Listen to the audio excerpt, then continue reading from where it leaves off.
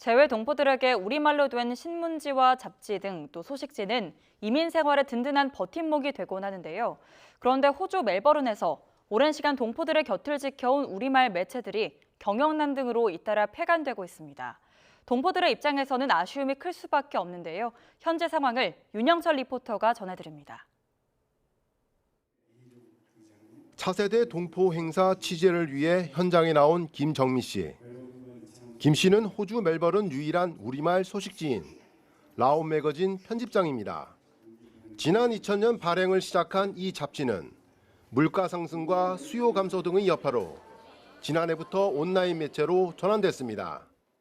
온라인 잡지 운영도 어렵긴 마찬가지지만 이 지역 단 하나뿐인 한국어 매체라는 사명감으로 자리를 지키고 있습니다. 오랜 한인 역사와 같이 했던 그런 교민 잡지사들이 이제 하나둘 사라지는 거 보면서 이제 같은 업종 종사자로서뿐만 아니라 이제 교민의 한 사람으로서도 되게 안타까운 마음을 가지고 있는데요. 더 이상 이제 인쇄 매체를 이제 인쇄만을 고집할 필요가 없다라는 이제 판단을 하고 저희 라온 매거진은 이제 2023년부터 이제 온라인 매거진으로 전환을 해서 이제 발행을 시작하게 되었습니다. 멜버른이 속한 빅토리아주에 사는 한인 동포는 모두 2만 5천여 명. 그동안 이 지역에선 우리말로 발행하는 매체 3곳이 동포사의 소식과 생활정보 등을 전해왔습니다. 하지만 코로나19 팬데믹 동안 경영난으로 인쇄소 상당수가 문을 닫고 종이 매체 수요가 감소하면서 두 곳이 발행을 중단하게 된 겁니다. 20년 넘게 동포들의 정보 욕구를 해소해준 멜번 저널도 지난해 끝내 문을 닫아야 했습니다.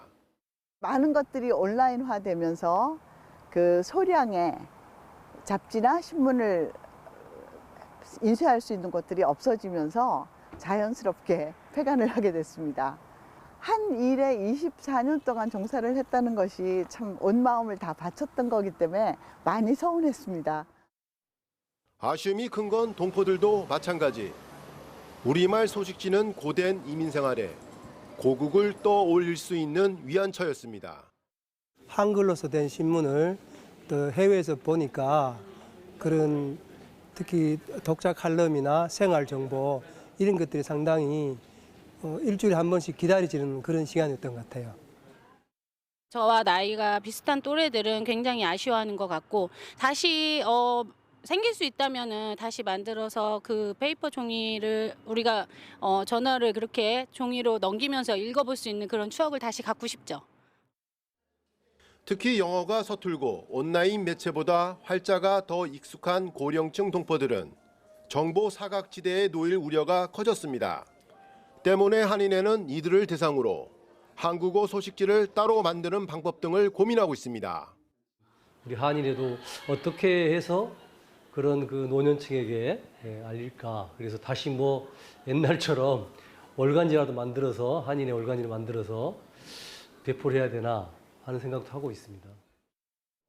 멜버른에 단 하나 남은 한국어 온라인 매체마저 명맥이 끊어지지 않기 위해선 모바일 앱 등 손쉽게 접할 수 있는 서비스로의 전환을 서둘러야 한다는 목소리가 나옵니다. 호주 멜버른에서 YTN 월드 윤영철입니다.